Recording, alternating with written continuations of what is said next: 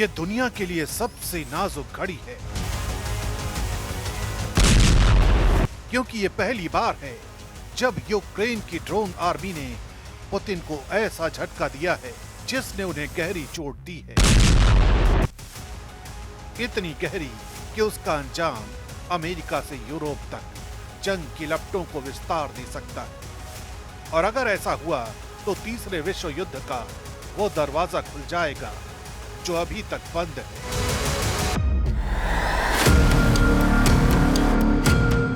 लेकिन आखिर ऐसा क्या हुआ कि रूस के एक ड्रोन हमले ने पुतिन की नींद उड़ा दी? ऐसा क्या हुआ कि पुतिन को आपात बैठक बुलानी पड़ी? इसे समझने के लिए सबसे पहले इन तस्वीरों को देख लीजिए। ये पहली बार है जब यूक्रेन की ड्रोन आर्मी ने पुतिन को ऐसा झटका दिया है जिसने रूस की सेना के सबसे सुरक्षित और महंगे टैंक IMR-3M ट्रैक्ड टर्मिनेटर को ध्वस्त कर दिया है। ये सिर्फ एक वाहन नहीं था, बल्कि रूस के परमाणु हमलों की तैयारी और उसकी रणनीतिक ताकत का प्रतीक था। इस एक हमले ने पुतिन को गहरी चिंता में डाल दिया है, इतना कि उन्होंने आपातकालीन सुरक्षा परिषद की बैठक बुला ली है। IMR-3M टैंक T-90 चेसिस पर आधारित भारी कवच वाला और विशेष रूप से माइनफील्ड और बाधाओं को साफ करने के लिए तैयार किया गया था। इसके bulldozer blade, telescopic crane, smoke screen और मशीन गन इसे युद्ध में किसी भी मोर्चे पर जरूरी बना देते थे। लेकिन यूक्रेनी FPV ड्रोन ने इस महाशक्ति के प्रतीक को चलते हुए निशाना बनाकर दुनिया को चौंका दिया। ड्रोन ने केवल टैंक को ही नहीं, बल्कि रूस की परमाणु शक्ति और उसकी सुरक्षा के विश्वास को भी ध्वस्त कर दिया। युद्ध के मैदान पर यह घटना इसलिए भी ऐतिहासिक है क्योंकि पहली बार एक कम लागत वाली तकनीक, स्मार्ट रणनीति और साहस ने रूस की महाशक्ति के रुतबे को चुनौती दी है।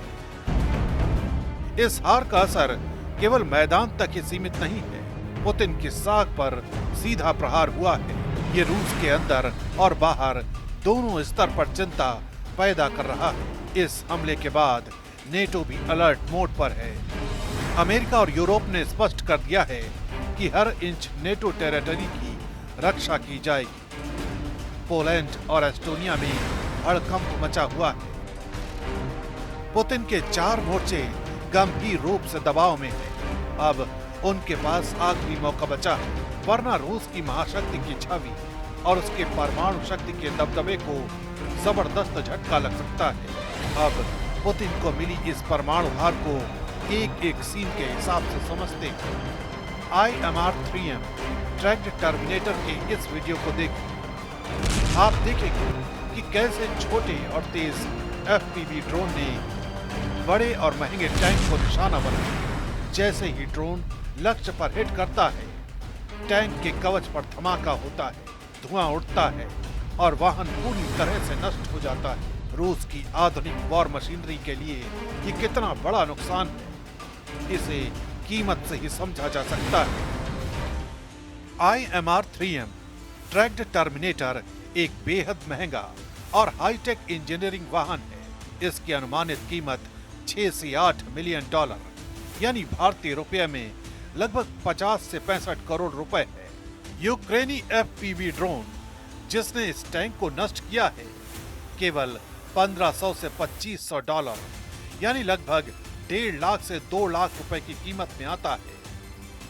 कीमत के हिसाब से देखा जाए तो FPV ड्रोन ने IMR-3M की कीमत का लगभग 2500 से 5000 गुना कम खर्च में उसे तबाह कर दिया। Allies affirmed yet again that our shared commitment to collective defense is unshakable.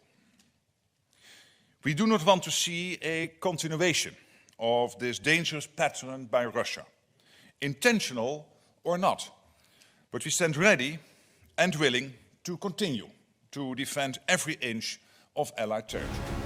ये तस्वीरें बताती हैं कि आधुनिक युद्ध में तकनीक और रणनीति का प्रभाव कितनी तेजी से बड़े हथियारों की ताकत को खत्म कर सकता है। रूस के हथियारों के नुकसान का रिकॉर्ड रखने वाली वेबसाइट ORYX के मुताबिक आखिरी बार ऐसा वाहन 28 जनवरी 2024 को ध्वस्त हुआ था, जबकि उससे पहले 4 अप्रैल 2022 को एक और टैंक को निशाना बनाया गया था।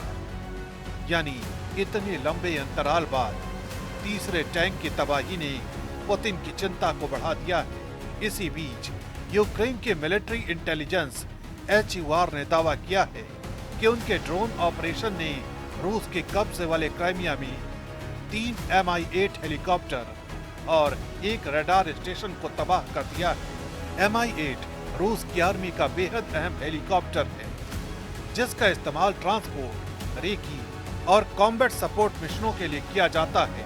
ORYX के मुताबिक फरवरी 2022 से अब तक रूस के से 46 हेलीकॉप्टर नष्ट हो चुके हैं। यानी यूक्रेन के ड्रोन और सटीक हमलों ने रूस की वॉर मशीनरी के सबसे अहम हिस्सों को लगातार निशाना बनाया है और ये संदेश दिया है कि महाशक्ति का कोई भी हथियार अब सुरक्षित नहीं है। रूस को ये नुकसान ऐसे वक्त में हुआ है जब पुतिन को रणनीतिक रूप से घेरने की तैयारियां जोर पकड़ रही हैं। उन्हें दुनिया के सामने कमजोर करने की लगातार कोशिश की जा रही है। ट्रंप प्रशासन की नेटो की एक एक इंच जमीन बचाने की सौगंध भी उसी कड़ी का हिस्सा है। पुतिन की मुश्किलें केवल मैदान तक ही नहीं, उनके लिए असली संकट अब राजनीतिक और कूटनीतिक मोर्चे पर खड़ा हो गया है। यूक्रेन के इस हमले ने न सिर्फ रूस की सैन्य क्षमता पर सवाल खड़े कर दिए हैं, बल्कि उस शक्ति संतुलन को भी हिला दिया है जिस पर रूस दशकों से गर्व करता आया है।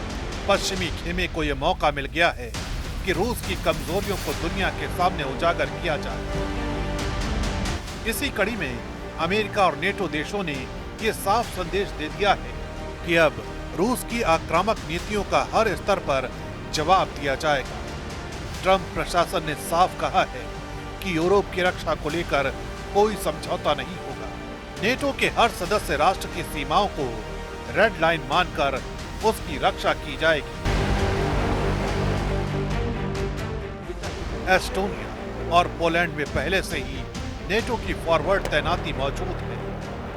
इस घटना के बाद वहां सैन्य अभ्यास और भी तेज कर दिए गए हैं। हजारों सैनिक, हाईटेक मिसाइल डिफेंस सिस्टम और एयर पेट्रोल लगातार अलर्ट पर है।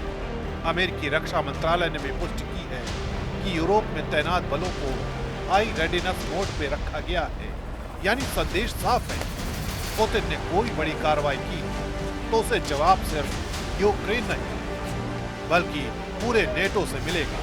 यही डर पुतिन की नींद हराम कर रहा है। क्रीमिया और डोनबास मोर्चे पर पहले से ही उनकी सेना थकी हुई है। ब्लैक सी पर लगातार हमले हो रहे हैं। बेलारूस के सीमा पर भी नेटो की हलचल बढ़ रही है। यानी चारों तरफ से रूस घेर चुका है। Зараз бачать російське втручання і проти Польщі, і вчора проти Естонії. Це не випадкові речі. Росіяни будуть намагатися далі поширювати свою агресію, свою дестабілізацію, своє втручання. Така у них система. Треба цьому протидіяти теж системно, всім разом. Дякую всім, хто допомагає. इतिहास गवाह है कि किसी भी शक्ति की ताकत केवल हथियारों से नहीं बल्कि उसकी छवि से भी बनती है और इस बार वही छवि बुरी तरह घायल हो चुकी है।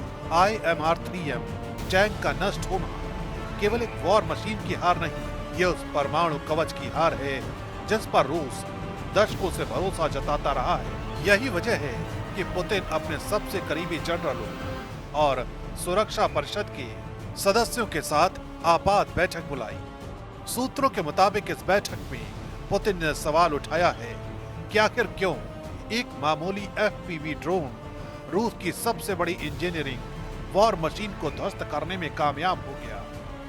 रिपोर्ट्स में यह भी सामने आया है कि रूस अब अपनी टैंक डिवीजन को दोबारा मॉडर्नाइज करने और एंटी ड्रोन सिस्टम पर अरबों डॉलर खर्च करने की तैयारी कर रहा है।